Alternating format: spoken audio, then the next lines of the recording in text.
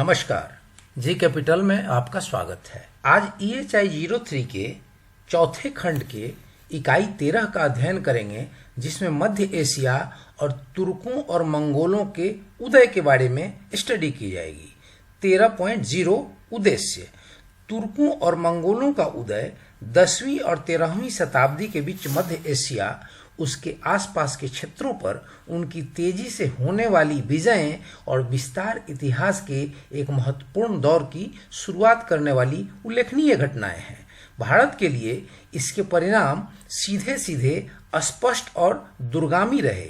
इस इकाई को पढ़ने के बाद आप यह जान पाएंगे कि तुर्क और मंगोल कौन थे और इतिहास के एक रोमांचक दौर में उनकी भूमिका वास्तव में क्या थी। ऐतिहासिक दृष्टि से एक महत्वपूर्ण क्षेत्र के रूप में मध्य एशिया की कुछ विशेषताओं और उसके भूगोल की जानकारी प्राप्त कर सकेंगे और राजनीतिक और सामाजिक विकास के एक व्यापक ऐतिहासिक संदर्भ में मध्यकालीन भारत का स्थान समझ सकेंगे। 13.1 इसकी प्रस्तावना। 10वीं शताब्दी में एशिया महाद्वीप के पूर्वी अंचलों में रहने वाली एक लड़ाकू खानाबदोश कौम का पश्चिम की ओर गमन देखने में आया। वे लहर पर लहर की तरह आए। उनका हरेक आक्रमण पहले के आक्रमण से कहीं अधिक शक्तिशाली और विस्तृत था। बहुत कम समय में ही बर्बर झुंडों ने मध्य और पश्चिम एशिया के कभी संपन्न रहे साम्राज्यों और राज्यों को ध्वस्त कर दिया। वे भूमध्य सागर और काले सागर के तटों तक जा पहुंचे। 10वीं और 12वीं शताब्दी के बीच आक्रमण करने वाले मुख्य तौर पर तुर्क थे। 13वीं और 15वीं शताब्दी के बीच के आक्रमणों में तुर्कों की तरह की ही लेकिन उनसे कहीं अधिक भयंकर कौम शामिल थी। ये मंगोल थे। इन कौमों के इन अभियानों से भारी तबाही हुई। विशेष तौर पर मंगोलों ने अधिक तबाही की। जहां कहीं उनके आगे बढ़ने का प्रतिरोध किया गया, वहीं वे खून की धारा और निर्मम नरसंहार के निशान छोड़ गए। लेकिन उन आक्रमणकारियों ने जिन सभ्यताओं पर विजय हासिल की, उन्हीं सभ्यताओं ने अंत में उन्हें संयत कर दिया। वे जीते हुए क्षेत्रों में आ बसे और इसके परिणाम स्वरूप उनके नए परिवेशों के बीच जो मिलन हुआ, उसने एक नई व्यवस्था की बुनियाद रखी। 10वीं शताब्दी के अंत में महमूद गजनवी के भारत पर आक्रमण और कोई 200 साल बाद ही भारत पर गौरी के आक्रमण इन व्यापक खानाबदोशी अभियानों के दूरगामी रूप थे। गजनी और गौर दोनों अफगानिस्तान में है। जैसा एशिया के दूसरे हिस्सों में हुआ, भारत में तुर्कों के आक्रमण के परिणाम स्वरूप 13वीं शताब्दी के प्रारंभिक वर्षों में दिल्ली सल्तनत नामक एक स्वाधीन राजनीतिक सत्ता का निर्माण हुआ। दिल्ली सल्तनत शब्द से दिल्ली में तुर्कों के राजधानी से उत्तरी भारत के बड़े हिस्सों पर उनके राज्य का पता चलता है। दिल्ली सल्तनत 200 वर्षों से अधिक समय तक अस्तित्व में रही। इस बीच उसने नई राजनीतिक, सामाजिक और आर्थिक संस्थानों को जन्म दिया। ये संस्थाएं पहले से विद्यमान संस्थानों से बहुत भिन्न थी। दरअसल तुर्क अपने साथ जो कुछ लेकर आए थे और जो कुछ भारत में उन्होंने पाया, ये संस्थाएं उनका मिश्रण थी। यही बात दिल्ली सल्तनत के बाद आने वाले मुगल साम्राज्य के लिए भी कही जा सकती है। इस इकाई में हम मध्य एशिया में तुर्कों और मंगोलों के उदय के परिणाम स्वरूप होने वाले विकासों पर विहंगम दृष्टि डालेंगे। 13.2 मध्य एशिया। तुर्कों और मंगोलों के उदय पर चर्चा करने से पहले यह आवश्यक है कि हम मध्य एशिया में आने वाले क्षेत्रों की एक मानसिक तस्वीर बनाएं और उनकी कुछ उल्लेखनीय विशेषताओं की जानकारी हासिल करें। मध्य एशिया एक शिथिल या अस्पष्ट भौगोलिक शब्द है। इसमें एक विशाल और विविध क्षेत्र आता है, जिसके दक्षिण में पहाड़ों की एक विराट श्रृंखला है, जिसका एक हिस्सा हिमालय है। इसकी उत्तरी सीमाएं यूराल की पर्वत श्रृंखला के आसपास पहुंचती हैं। पश्चिमी सीमाएं यूराल तथा कैस्पियन सागर तक तथा पूर्वी सीमा बल्कस और बैकल झीलों के बीच के क्षेत्र में संभवतः इर्तिस नदी तक है। एक क्षेत्र के नाम के रूप में मध्य एशिया का कम से कम एक प्रतिद्वंदी है, तुर्किस्तान। तुर्किस्तान का भौगोलिक विस्तार तो मध्य एशिया की तरह नहीं है, लेकिन उसमें मध्य एशिया में आने वाले क्षेत्रों का एक बहुत बड़ा हिस्सा आ जाता है। शायद यह एक ऐसे क्षेत्र का कहीं सटीक विवरण देता है जिसकी आबादी में तुर्कों की प्रधानता है, लेकिन जब इस शब्द का प्रयोग ऐतिहासिक संदर्भ में किया जाए तो यह याद रखना चाहिए कि तुर्किस्तान एक जाति नाम है। यह एक जातीय क्षेत्र और एक मानस समुदाय को व्यक्त करता है। दोनों ही मामलों में जो बदलाव इन शताब्दियों में आए वे गहरे रहे हैं। तुर्किस्तान की भौतिक और मानवीय दोनों सीमाएं बारी बारी से परिवर्तित हुई हैं, सिकुड़ी हैं और फैली हैं। यह शायद हमारे अपने समय तक होता रहा है, जब आधुनिक राज्यों ने अपेक्षाकृत स्थित सीमाएं और आबादियां हासिल की हैं। आधुनिक राजनीतिक सीमाओं के अर्थ में इसमें सोवियत साम्राज्यवादी गणराज्य तजाकिस्तान, उज्बेकिस्तान, तुर्कमेनिस्तान, किर्गिजिया और चीनी तुर्किस्तान आ जाते हैं। 13.2.1 मध्य एशिया विस्तृत विवरण। जब हम मध्य एशिया की विशिष्ट प्राकृतिक विशेषताओं पर ध्यान केंद्रित करते हैं तो अत्यंत जटिलता वाला एक क्षेत्र हमारे सामने आता है। यह पहाड़ों, रेगिस्तानों, नखलिस्तानों, घास स्थलों और नदी घाटियों की एक असाधारण पच्चीकारी दिखाई देती है। पहाड़ी तलहटियों और घाटियों में नखलिस्तान अर्थात रेगिस्तान से घिरे उपजाऊ वनस्पति द्वीप मिलते हैं। रेगिस्तानों के पार मिलते हैं घास स्थल, शुष्क और अनियमित वनस्पति के असीम विस्तार। उत्तर और पूर्व की ओर घास स्थल एक बार फिर विशाल साइबेरियाई रेगिस्तान में लुप्त हो जाते हैं। जैसा कि हम आगे देखेंगे, घास स्थल मध्य एशिया के और निसंदेह दुनिया के भी इतिहास का मार्ग तय करने में निर्णायक रहे हैं, क्योंकि कम से कम कुछ हजार वर्षों तक घास स्थलीय पर्यावरण केवल एक तरह की जिंदगी को सहारा दे सका, खानाबदोश जिंदगी को, आवासीय जिंदगी को नहीं। इसके विपरीत नखलिस्तानों ने अस्थायी अस्तित्व को बढ़ावा दिया। मध्य एशिया में सभ्य समुदायों का इतिहास कम से कम कुछ हजार वर्ष पुराना है। शांति के दौर, जो सीमाओं पर बर्बरी की गतिविधियों से लगातार टूटते रहते थे, ने सिंचाई कार्यों और खेती के विस्तार को जन्म दिया। व्यापार और दस्तकारियों के विकास के साथ कस्बे अस्तित्व में आए। उन्होंने साथ साथ वे स्थितियां बनाई जिससे हरे भरे शहरों और राज्यों को पनपने में मदद मिली। इस तरह नखलिस्तान रेगिस्तानों और खास स्थलों की प्रधानता के वास्तव में पूरक थे। इसके कारण मध्य एशिया, भारत, चीन, मेसोपोटामिया और यूरोप की दूर दूर छिटकी सभ्यताओं को जोड़ने वाले एक व्यापारिक मार्ग के केंद्रीय बिंदु के रूप में उभर सका। आगे इस बारे में हम और बात करेंगे।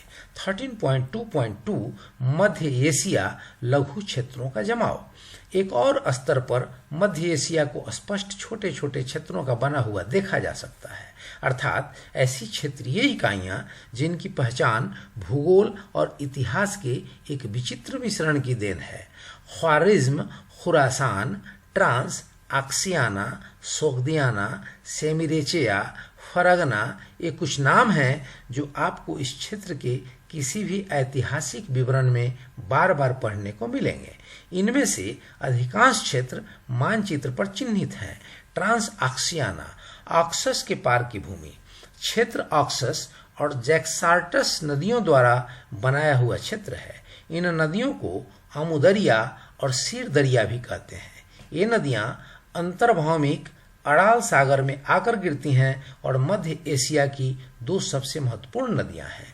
8वीं शताब्दी में ट्रांस आक्सियाना को जीतने वाले अरबों ने इसे मवार उन नहर का नाम दिया था, जिसका अर्थ होता है वह जो नदी के पार है। ऑक्सस जैक्सार्टस खाड़ी के बीच से होकर जरफशान नदी बहती है, जिसके प्राचीन नाम सोख्द पर यह क्षेत्र सोख्दयाना कहलाया। मध्य एशिया के दो सबसे मशहूर शहर समरकंद और बुखारा इसी क्षेत्र में पड़ते हैं। अराल सागर के दक्षिण में ऑक्सस के उपजाऊ डेल्टा के आसपास ख्वारिज्म आधुनिक खीवा के नाम से जाना जाने वाला क्षेत्र है। यहाँ ईस्वी पूर्व 7वीं व 6वीं शताब्दी में ही एक विशाल केंद्रीकृत राज्य अस्तित्व में आया जो कुछ शताब्दियों तक रहा। पहली शताब्दी ईस्वी के अंत में ख्वारिज्म उस विशाल कुषाण साम्राज्य का हिस्सा बन गया जिसने हिंदू कुश पर अधिकार लिया था और पूरे उत्तर भारत को अपने में समेट लिया था। इसके परिणाम स्वरूप भारत और मध्य एशिया के बीच सांस्कृतिक संपर्कों में बहुत मजबूती आई। ट्रांस आक्सियाना के पश्चिम में खुरासान का क्षेत्र शुरू होता है। यह एक स्थल रुद्ध क्षेत्र है जिसका समुद्र से कोई संपर्क नहीं है। इसकी नदियां झीलों और दलदलों में जाकर समाप्त हो जाती हैं, लेकिन इसके नखलिस्तानों के आसपास बेहतरीन चारागाह बहुतायत में मिलते हैं। इन चारागाहों ने बारंबार खानाबदोशों को आकृष्ट किया है कि वे यूरेशियाई घास स्थलों से मध्य एशिया में आकर निकलने वाले ढलावदार पहाड़ों के पार से इसकी घाटियों में उतरे। लोगों के इस तरह के आवागमन के कारण खुरासान अनिवार्य रूप से एक युद्ध स्थली बन गया। अरबों ने इसका इस्तेमाल मध्य एशिया को जीतने के लिए एक अड्डे के रूप में किया। जैक्सार्टस के पूर्व में इसके मध्य खंड के सहारे फरगना घाटी है जो भारत के पहले मुगल शासक बाबर का पुश्तैनी घर है। ईस्वी पूर्व 102 में ही चीनियों ने फरगना पर अधिकार कर लिया। इसके बाद मध्य एशिया पर चीनी प्रभाव एक अस्थायी कारक बना। अब इसमें कुछ जो बोध प्रश्न है उसको देख लीजिए कि मध्य एशिया की मुख्य भौगोलिक विशेषताएं बताइए। दूसरा प्रश्न ये हो सकता है कि मध्य एशिया के कुछ लघु क्षेत्रों के नाम और उनका भौगोलिक विस्तार बताइए। तुर्किस्तान क्षेत्र के बारे में 5 पंक्तियां लिखिए। तो फ्रेंड्स, इस प्रकार से ये 3 आपको प्रश्न है। अब आगे का जो इकाई का उप इकाई है 13.3 चारागाही खानाबदोश, उसको पढ़ लेते हैं। तो तुर्क और मंगोल उन घास स्थलों और रेगिस्तानों की पैदाइश थे जो मध्य एशिया को ट्रांस आक्सियाना के उत्तर और पूर्व के एक विशाल क्षेत्र में घेरे हुए हैं। और स्पष्ट कहा जाए तो वे उन खानाबदेशों के वंशज थे जो बैकल झील के दक्षिण में अल्ताई पहाड़ों के क्षेत्र में घूमते थे। ये क्षेत्र अब बाहरी मंगोलिया का हिस्सा है। उनकी एक आदिम गतिशील सभ्यता थी जिसका आधार आदिवासी संगठन और मवेशियों, भेड़ों और घोड़ों का स्वामित्व थे। इसके अलावा इन आदिवासियों के पास अक्सर ऊंट, खच्चर और गधे भी होते थे। ये जानवर ही खानाबदोशों के भोजन, कपड़ा और बसेर जैसी बुनियादी आवश्यकताओं की पूर्ति का साधन थे। दूध और मांस से उन्हें पोषण मिलता था। जानवरों की खाल का इस्तेमाल कपड़े के तौर पर और उन तंबुओं के बनाने के लिए भी होता था जिनमें ये खानाबदोश ठहरते थे।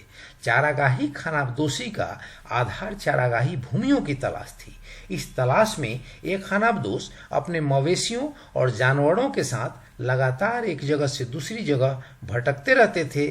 खानाबदोश का खेती या अस्थायी निवास से कोई संबंध नहीं था, इसलिए भूमि के साथ इनका लगाव भी नहीं के बराबर था। यह तभी तक रहता था जब तक उस भूमि से उन्हें अपने जानवरों के लिए चारा मिलता रहता था। जब वे घुमक्कर खानाबदोश कहीं खेमा लगाते थे तो हर एक तंबू या गृहस्थी को उसके अपने इस्तेमाल के लिए भूमि का एक टुकड़ा दे दिया जाता था। जब एक क्षेत्र का पूरी तरह उपयोग कर लेते थे तो ये आदिवासी नए चारागाहों की तलाश में कूच कर जाते थे। इस तरह गतिशीलता खानाबदोश समाज का मुख्य गुण था और घोड़ा उसकी सबसे असाधारण अथवा महत्वपूर्ण संपत्ति। चारागाही खानाबदोशों के एक विवरण में उन्हें एक ऐसी कौम बताया गया है जिनका देश उनके घोड़े की पीठ पर था। इसके परिणाम स्वरूप उदाहरण के लिए मंगोलों में घोड़ा चुराने से बड़ा और कोई अपराध नहीं माना जाता था। इसकी सजा मौत होती थी। घुड़सवारी और धनुर्विद्या में निपुणता के कारण ये खानाबदोश एक जबरदस्त जंगी ताकत थे। मंगोल इस कला में 13वीं शताब्दी में पूर्ण सिद्धस्त हो गए थे। पूरी रफ्तार में घोड़ा दौड़ाते हुए वे आगे पीछे दाएं बाएं हर दिशा में सटीक निशाना लगाते हुए बाणों की वर्षा कर सकते थे। इस कला को परखने और उसमें महारत हासिल करने के मौके घास स्थलों के परिवेश में बहुत मिले चरागाहों को लेकर होने वाले टकराव आम घटनाएं थी।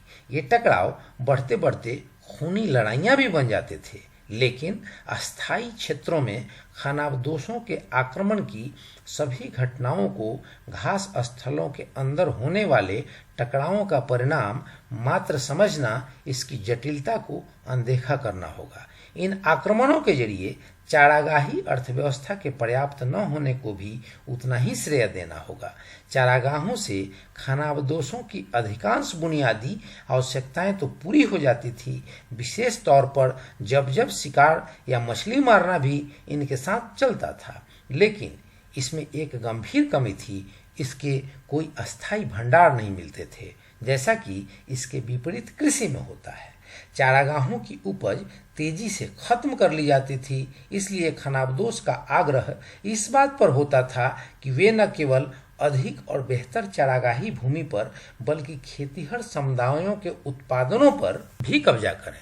चारागाही व्यवस्था अपने स्वभाव के ही कारण एक मिश्रित अर्थव्यवस्था की ओर मुड़ गई। इसे व्यापार, मित्रता या आक्रमणों के जरिए हासिल किया गया। 13.4 सभ्यता और तुर्की खानाबदोश। प्रारंभिक संपर्क। प्राचीन मतानुसार सभ्यता और बर्बरता के बीच स्पष्ट विभाजन रेखा ऑक्सस ने खींची।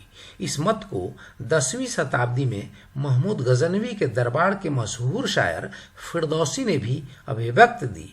अपने शाहनामा में फिरदौसी ने ईरान और तुरान के दो संसारों की कठोर विरोधात्मक को इस तरह पेश किया है, दो तत्व आग और पानी जो दिल की गहराइयों में एक दूसरे के विरुद्ध फटे पड़ते हैं।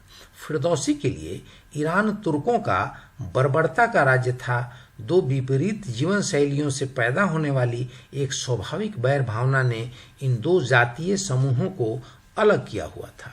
वैसे अगर ऑक्सस क्षेत्रों पर निकट दृष्टि डाली जाए तो यह बात सामने आती है कि 10वीं शताब्दी के अंतिम वर्षों में तुर्कों के आक्रमण होने से पहले ये दोनों संसार एक दूसरे के घनिष्ठ संपर्क में रहे थे। वैसे तो ऑक्सस खानाबदोशों के अतिक्रमणों के खिलाफ ऐतिहासिक गढ़ रहा है, फिर भी खानाबदोशों ने इस गढ़ को हिंसक टकरावों के दौरान ही नहीं बल्कि शांति के दौरों में भी बार बार तोड़ा। कठोर और स्पष्ट होना तो दूर, 10वीं शताब्दी आते आते तो यह सीमा बहुत धुंधली या अस्पष्ट हो चुकी थी। 13.4.1 त्यूक्यू साम्राज्य। सभ्यता और तुर्क खानाबदोशों के बीच पहला संपर्क 6वीं शताब्दी के मध्य में उस समय हुआ जब चीन की सीमाओं से वाइजेंटियम तक फैला एक खानाबदोशी साम्राज्य अस्तित्व में आया। त्यूक्यू साम्राज्य के नाम से मशहूर यह साम्राज्य वास्तव में तोगुज ओगुज कहलाने वाली एक कौम के 22 कबीलों का एक संघ था। यह साम्राज्य कोई 200 सालों तक बना रहा। आने वाली 3 शताब्दियों के दौरान मध्य एशिया में त्यूक्यू साम्राज्य के राज्यों का इसमें रहने वाले कबीलों और दूसरे नवागंतुक तुर्की खानाबदोशों के बीच बार बार बंटवारा हुआ। ओगुज के भटके हुए तत्व 2 शताब्दी पहले ही ऊपर ऑक्सस के क्षेत्र में घुस चुके थे। 8वीं शताब्दी में जो झुंड ओगुज के पार कूच कर गए थे वे मुसलमान लेखकों के क्षेत्र में आ पहुंचे। 10वीं शताब्दी के अंतिम वर्षों में जो तुर्क और तुर्कमान शब्द प्रचलन में आए उनका इस्तेमाल शुरुआत में इन्हीं लेखकों ने ओगुज आदिवासियों के लिए किया था। धीरे धीरे इनका इस्तेमाल आम तुर्की खानाबदोशों के लिए शायद ओगुज की जातीय पहचान के धीरे धीरे कमजोर होने के कारण होने लगा, क्योंकि कबीले या तो बड़े संघ से टूटकर अलग हो गए या नए कबीले हारने के बाद इसमें मिला लिए गए। 13.4.2 दो प्रकार के संपर्क। तुर्कों और अस्थायी आवास वाले लोगों के बीच संपर्क ने 2 प्रमुख रूप धारण किए, एक सैनिक टकराव और दूसरा व्यापारिक लेन देन। दोनों ही स्थितियों का परिणाम आपसी आत्मसातीकरण और संस्कृति संक्रमण के रूप में सामने आया। पहले हम सैनिक टकराव पर चर्चा करेंगे। खानाबदोशों की स्वाभाविक प्रवृत्ति थी ऑक्सस की दक्षिण में अस्थायी आवास वाले क्षेत्रों में छापे मारना। इन आक्रमणों से बचने के लिए पश्चिम एशिया के राज्यों ने एक सक्रिय प्रतिरक्षा नीति बनाई, जिसका केंद्र पूर्व से होने वाले आक्रमणों का प्रमुख ठहराव क्षेत्र ट्रांस अक्सियाना था। 6वीं शताब्दी में इराक और फारस के सासानिद शासक इस अभियान के वाहक थे। 8वीं शताब्दी में यह काम अरबों ने किया। ट्रांस अक्सियाना में घुसने और जैकार्टस के पूर्व में एक खास बड़ी तुर्की आबादी को भगा देने के बाद अरबों ने सीमा पर मजबूत दीवारों और रबातों, सुरक्षा के उद्देश्य से बनी छोटी पक्की इमारतें का निर्माण किया, जिन पर सेना के पहरेदार गार्ड लगाए गए। मुस्लिम और तुर्की दोनों की ओर की सीमाओं पर गार्डों की बस्तियां बन गई। मुस्लिम पक्ष में इन गार्डों को गाजी कहा जाता था, अर्थात वे लोग जिनका काम काफिरों के झुंडों से धर्म की रक्षा करना था। शत्रु खेमे को होते हुए भी दोनों गुट एक ही तरह की सीमांत जिंदगी जीने लग गए। उन्होंने एक दूसरे के हथियारों, युक्तियों और जीवन शैलियों को अपना लिया और धीरे धीरे एक सामान्य सीमांत सैनिक समाज का गठन कर लिया। जिन समाजों में वे थे, जिनकी वे रक्षा कर रहे थे, यह समाज उन समाजों के समान कम था और इन लोगों के समान अधिक था। ट्रांस अक्सियाना में जब 8वीं शताब्दी में अरबों का कब्जा हुआ, उस समय तुर्क और गैर तुर्क का अंतर लगभग मिट चुका था। आंतरिक गड़बड़ियों के कारण ट्रांस अक्सियाना के नेताओं को अक्सर तुर्की व्यापारियों को एक संतुलनकारी शक्ति के रूप में दर्ज करना पड़ा था। कम से कम एक विवरण में तो यह जानने को मिलता ही है कि बुखारा नखलिस्तान में सबसे पहले बसने वाले लोग तुर्किस्तान से आए थे। दूसरे प्रकार का संपर्क व्यापार और वाणिज्य के माध्यम से स्थापित हुआ। एक खानाबदोश साम्राज्य के केंद्र ने सौदागरों को हमेशा ही आकृष्ट किया है, क्योंकि उनके पास अस्थायी बस्तियों के उत्पादनों के लिए एक तैयार बाजार उपलब्ध रहा। त्यूक्यू साम्राज्य के मामले में यह आकर्षण और भी स्पष्ट था, क्योंकि यह विशाल सिल्क मार्ग के पार पड़ता था, जो अंतर्राष्ट्रीय वाणिज्य का प्रमुख मार्ग था। इन सामग्रियों में से अधिकांश प्रतिदिन के प्रयोग की थी, जैसे चमड़ा, खालें, चर्बी, मोम और शहद। लेकिन उनमें रोएदार खालें ऐसी ऐश की वस्तुएं भी थी। इसके अलावा गुलामों का नियमित व्यापार भी होता था, जो घास स्थलों से लाए गए होते थे।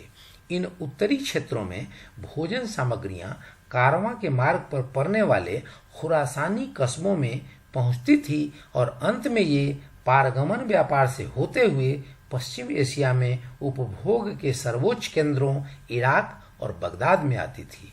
10वीं शताब्दी के विवरणों में तुर्कों के कई अस्थायी आवासों के सीड़ दरिया के निचले क्षेत्र में होने का हवाला मिलता है, जिसके निवासी विशुद्ध रूप से खानाबदोश नहीं थे, बल्कि मवेशी पालने वाले, मछली मारने वाले और खेती बाड़ी करने वाले भी थे। इनमें से अधिकांश तुर्क उस ओगुज समूह से निकले थे, जिसके नेतृत्व में तुर्क मध्य और पश्चिम एशिया के शासक बनकर उभरे थे। फ्रेंड्स, अब इसके बाद जो बोध प्रश्न है उसे देख लें तो पहला बोध प्रश्न यह निकल के आ रहा है कि मध्य एशिया के लोगों की खानाबदोशी जिंदगी की मुख्य विशेषताओं को संक्षेप में लिखिए। त्यूक्यू साम्राज्य के बारे में 5 पंक्तियों में लिखिए। और तीसरा प्रश्न है कि तुर्कों और अस्थायी आवास वाले लोगों के बीच व्यापार की मुख्य वस्तुओं की चर्चा कीजिए। उन्होंने किस व्यापार मार्ग का इस्तेमाल किया। 13.5 तुर्की आक्रमण। तुर्क मध्य एशिया के सभी हिस्सों में न केवल जाने माने अस्थायी आवास वाले व्यापारिक क्षेत्र में सक्रिय थे, बल्कि कई मौकों पर वे विद्यमान सैनिक प्रशासनिक तंत्र में बहुत प्रभावशाली पदों पर भी रहे। इस्लाम के पूर्व के ट्रांस अक्सियाना के वर्चस्व वाली सामाजिक वर्गों, देहकानों, छोटे भूस्वामियों और सौदागरों ने तुर्की व्यापारियों का अधिकाधिक इस्तेमाल अपनी पैतृक संपत्ति की रक्षा करने और उसे बढ़ाने के लिए एक दबाव डालने वाले माध्यम के रूप में किया था।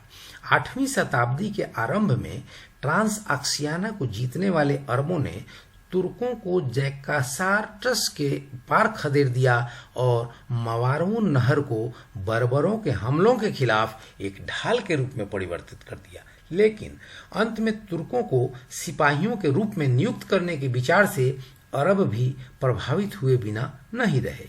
कठोर घास स्थलीय पृष्ठभूमि तुर्कों को एक सहज योद्धा बनाती थी। प्रशिक्षण और अनुशासन के द्वारा उन्हें अव्वल दर्जे की जंगी मशीन बनाया जा सकता था। इसके अलावे उन्हें किसी और आवश्यक वस्तु की तरह खरीदा भी जा सकता था।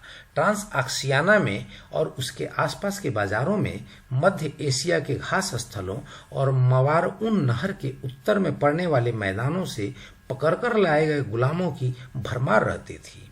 उमैयदों के तहत सेना में भर्ती लगभग पूरी तौर पर अरबों तक सीमित थी। 750 ईस्वी में उमैयदों की जगह पर अब्बासिदों के आ जाने के बाद सेना में अरबों का एकाधिकार जाता रहा। ऐसा विशेष तौर पर खलीफा हारून अल रशीद के शासन के बाद के दशकों में हुआ, जिसकी मृत्यु 809 ईस्वी में हुई। इस अंतिम फहान खलीफा के बेटों और उत्तराधिकारी के बीच होने वाले गृह युद्धों ने अब्बासिद साम्राज्य की बुनियाद हिलाकर रख दी। इन परिस्थितियों में विदेशी मूल के व्यापारियों को भर्ती करना, जो साम्राज्य के आंतरिक मामलों में लिप्त नहीं थे, एकमात्र जवाब दिखाई पड़ता था। खलीफा मुतासिम अपने आसपास तुर्की गुलामों का एक बड़ा लश्कर रखने वाला और उसे अपनी सेनाओं का आधार बनाने वाला पहला शासक था। उन्हें एक स्पष्ट और अलग पहचान देने के लिए तुर्की सेना को स्वदेशी लोगों से काफी दूर रखा जाता था और उन्हें केवल अपने ही मूल की स्त्रियों से विवाह की अनुमति थी। इस तरह उसने एक ऐसा सैनिक वर्ग खड़ा किया जिसका काम महल के झगड़ों में या किसी राजनीतिक अथवा धार्मिक आंतरिक झगड़ों में हिस्सा लिए बिना खलीफा और राज्य की रक्षा करना था। लेकिन हुआ इसका उल्टा। राज्य के संचालन में इस वर्ग का हस्तक्षेप इस सीमा तक बढ़ गया कि वह अधिकाधिक विनाशकारी होता गया, क्योंकि गार्ड के अधिकारी विभिन्न दावेदारों का समर्थन करने वाले प्रतिद्वंदी वंशों में बंट गए और ऐसा करने के लिए वे महल में विद्रोह भड़काने से भी नहीं हिचकिचाए। अब्बासिद खलीफाओं की ताकत कमजोर पड़ने के साथ इस्लामी दुनिया पर उनका नियंत्रण बस फरमान जारी करने तक ही सीमित और नाम मात्र का रह गया। इसके फलस्वरूप 10वीं शताब्दी में कई छोटे छोटे स्वाधीन राज्य उठ खड़े हुए। जाहिरीद, सफवीद, बुवाईहीद, कड़ाखानीद और सामानीद। सामानीद गवर्नर और तुर्की मूल के गुलाम अलप्तगीन ने गजना में एक स्वाधीन राज्य की स्थापना की। गजनवी राज्य महमूद गजनवी के समय में मशहूर हुआ। उसके शासन के तहत ईरानी प्रभाव अपने चरम पर पहुंच गया। महमूद अपने आप को ईरानी काल्पनिक नायक अफरासियाब का वंशज होने का दावा करता था। इस प्रक्रिया ने तुर्कों का पूरी तौर पर इस्लामीकरण और ईरानीकरण कर दिया।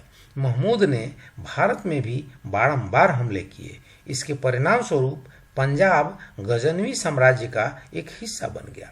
महमूद की मृत्यु के बाद शक्तिशाली सैल्जुक उभरे। उन्होंने जल्द ही ईरान, सीरिया और ट्रांसआक्सियाना पर कब्जा कर लिया। इन घटनाओं से गजनवी ताकत को गहरा धक्का लगा, जो गजना और पंजाब के हिस्सों तक सीमित होकर रह गई।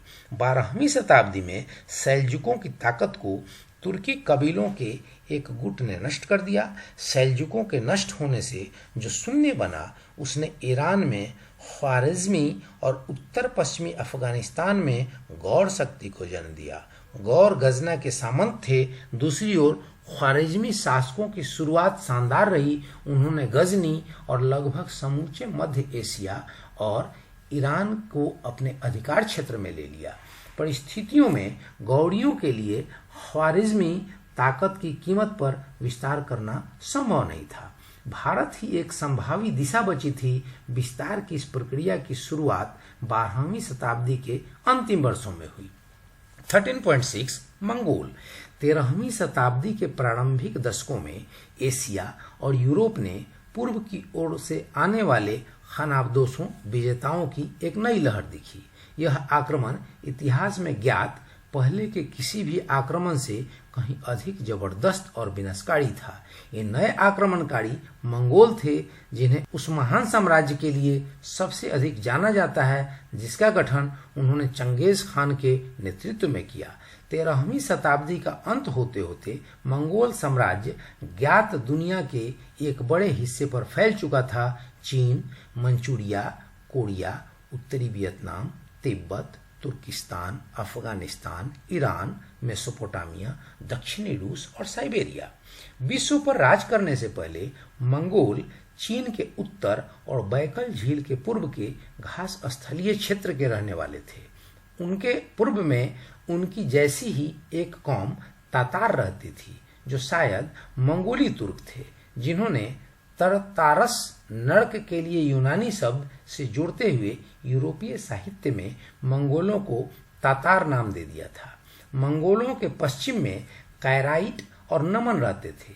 ये भी तुर्की मूल और बोली के लोग थे। ये सभी लोग विकास के विभिन्न चरणों में थे, जो अलग अलग अंशों में पशुपालन को मछली मारने और शिकार करने के साथ मिला रहे थे। मंगोलों का एक शक्ति के रूप में उदय घास स्थलों के पुराने इतिहास से मेल खाता लगता है। खानाबदोशों के गिरोहों के बीच लंबे समय तक चलने वाले टकराव से एक असाधारण योग्यता वाला नेता उभर कर आता था, जो लड़ने वाले झुंडों के बीच मतभेदों को समाप्त कर उन्हें ताकतवर संगठित शक्ति के रूप में जोड़ देता था। छोटे और बटे हुए खानाबदोशों के गुट या तो अपनी मर्जी से या फिर जबरन इस संगठन में शामिल कर लिए जाते थे।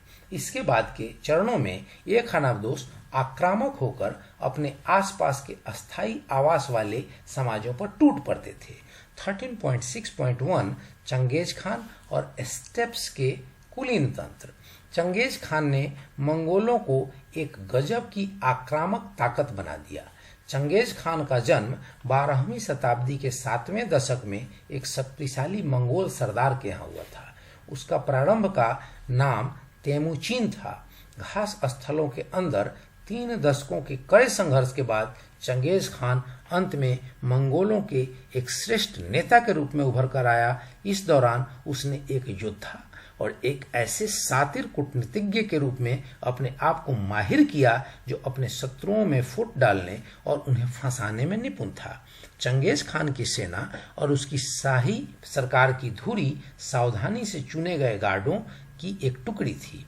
मंगोल सेना के टुकड़ियों को इसी गार्ड टुकड़ी के सेनापतियों के अधीन रखा जाता था। सैन्य संगठन चंगेज खान के समय अपने चरम पर पहुंचा। एक सुस्थापित खानाबदोशी परंपरा का इस्तेमाल करते हुए उसने तमाम वयस्क पुरुषों को मिनगान 10,000 की टुकड़ियों में भर्ती कर लिया।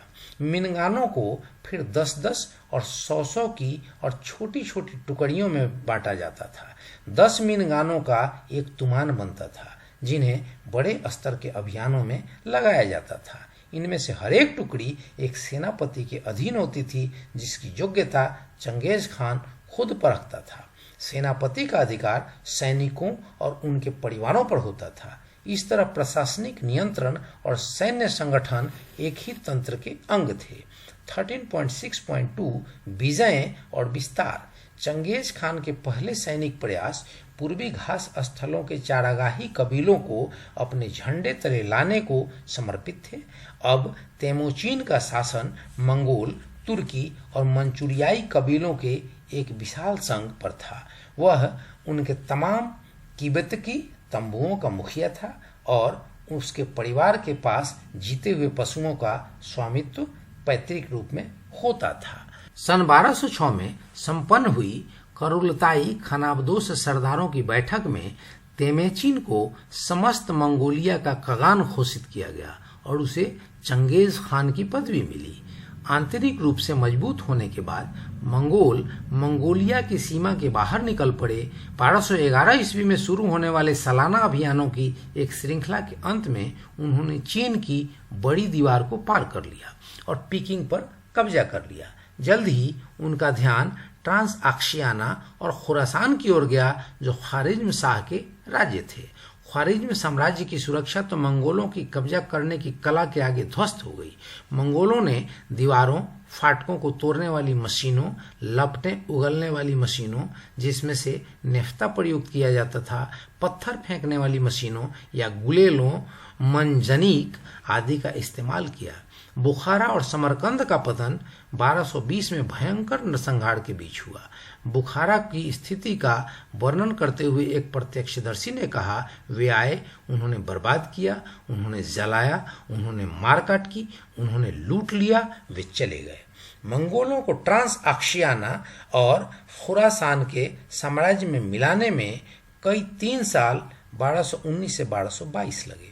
1227 में मंगोलिया लौटते समय चंगेज खान की मृत्यु हो गई। उस समय तक पूरा उत्तरी चीन उसके साम्राज्य में मिलाया जा चुका था। उसकी मृत्यु के पश्चात साम्राज्य का बंटवारा उसके बेटों में हो गया। उसके तीसरे बेटे ओगेर्द को 1229 में महान खान घोषित किया गया। उस समय तक अभिजीत यूरेशियाई घास स्थल जोची के हिस्से में गए।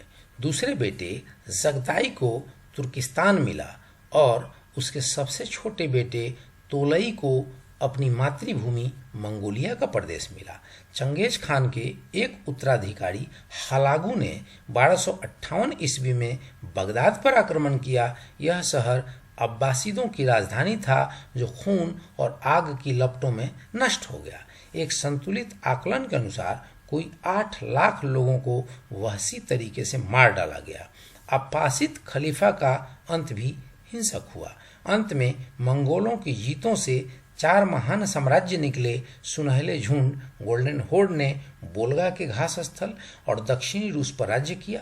एलखानों का अफगानिस्तान और ईरान पर कब्जा रहा।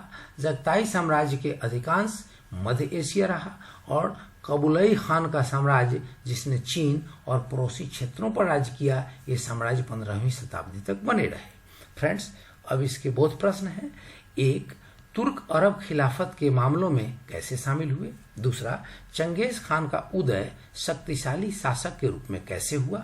तीसरा, मंगोलिया के बाहर चंगेज खान की विजयों का संक्षिप्त विवरण कीजिए। 13.7 में फ्रेंड्स सारांश है और यही चैप्टर की समाप्ति होगी। आशा है कि इस इकाई से आपको 10 से 13वीं शताब्दी के दौरान मध्य एशिया में हुए घटनाक्रमों की सामान्य जानकारी प्राप्त हुई होगी। अब आपके पास मध्य एशिया की भौगोलिक विशेषताओं की भी संक्षिप्त जानकारी है। आपको चारागाही, खानाबदोशों की प्रकृति के बारे में भी सीखने को मिला। कुछ समय में मुख्य तौर पर खानाबदोश आदिवासी तुर्कों ने शक्तिशाली राज्य कायम कर लिए। हमने चंगेज खान के नेतृत्व में मंगोल शक्ति के सुदृढ़ होने और मध्य एशिया में मंगोलों के प्रसार पर भी चर्चा की। अगली इकाई में हम तुर्कों के भारत की ओर विस्तार और उनके द्वारा दिल्ली सल्तनत की स्थापना का विवरण देंगे। तो फ्रेंड्स, यहाँ पे होता है इकाई 13 की समाप्ति। तो फ्रेंड्स, वीडियो आपको अगर पसंद आया हो तो लाइक, शेयर, सब्सक्राइब करें और कमेंट्स करना ना भूलें। अगर हमारे बताने और हमारे पढ़ाने में कोई कमी रह गई हो तो निश्चित रूप से आपके सुझावों का स्वागत होगा और हम अपनी त्रुटियों को दूर करने की कोशिश करेंगे। जय हिंद, जय भारत।